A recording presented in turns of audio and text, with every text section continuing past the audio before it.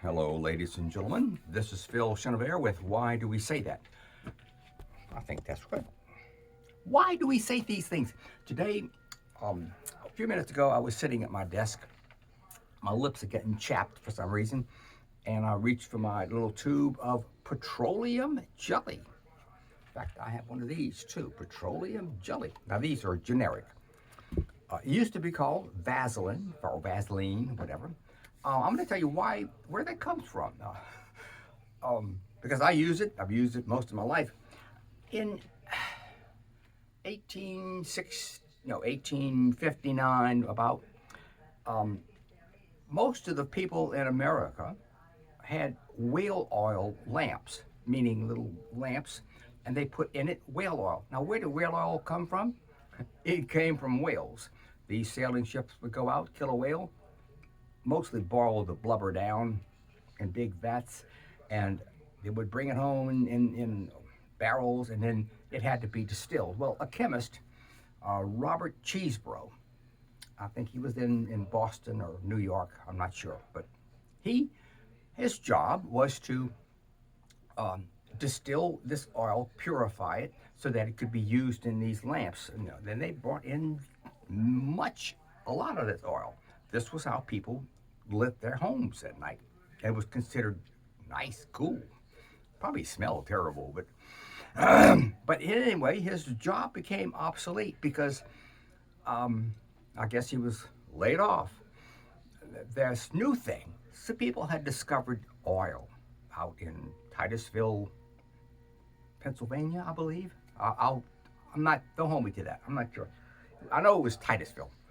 And in various places, this funny black stuff was coming out of the ground that could be distilled into kerosene. And and people were using that to fill their lamps and light their homes, so his job was lost. So now he didn't give up. This man said, well, what am I going to do? And so he said, I'm going to go look and see where this new stuff is coming from. What is it? He went out to Titusville, and he would see these oil derricks coming out the ground, and I made that noise. I'm assuming that. I wasn't there. I'm old, but I ain't that old. So, and he noticed that these oil field workers would do this, and they'd pull these pipes out the ground, and it was black, and so he wanted to examine it, but then he noticed that there was this black gunk that they would throw away that was gumming up their wells. It would kind of slowed everything down, but it was a waste product, and it was black. But he also noticed that they would take some, and of course they would rub it on their burns and cuts. Oil field is very dangerous. You got really hot pipes, and you got lots of things to cut yourself with. So he noticed that they would rub this on their cuts and burns, and he asked them, "Why do you do that?" And they said, "Well, it heals a lot faster." Aha. So what he did was he took a sample of this and probably samples of other things, and he started looking at it, and he found out that what they said was true. It would heal faster. Wounds would heal faster. So he, being a chemist, he refined it, and yes, I'm recording. I can't tell sometimes if I'm recording or not. I get so excited about these things. Petroleum jelly, yes. Creamy petroleum. That's my lips. Something wrong with my lips.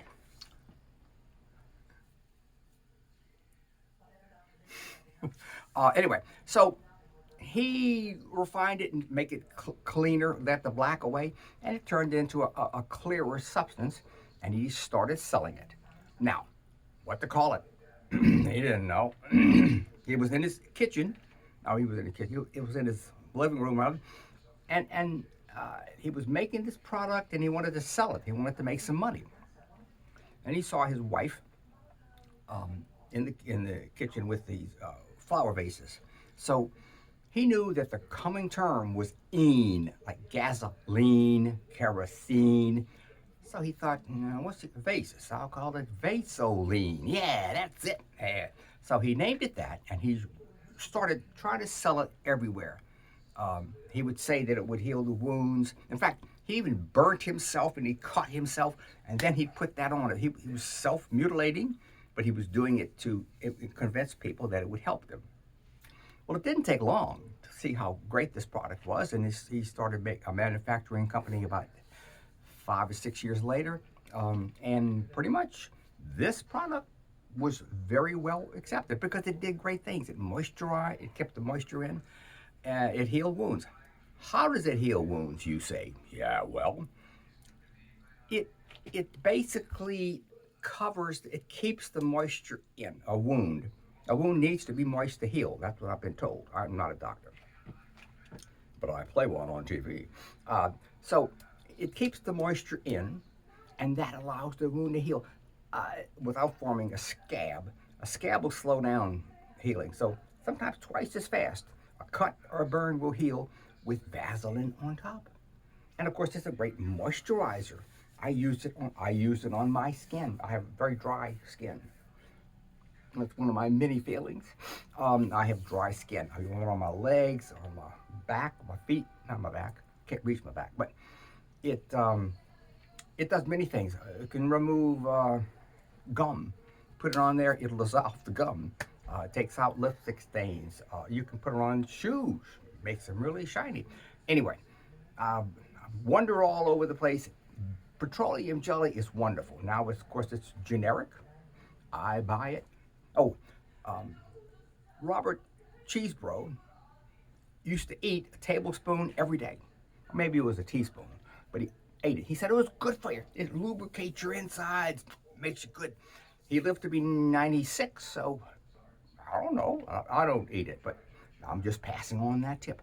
This is Phil Genevere with more completely, totally, absolutely useless information that I find fascinating.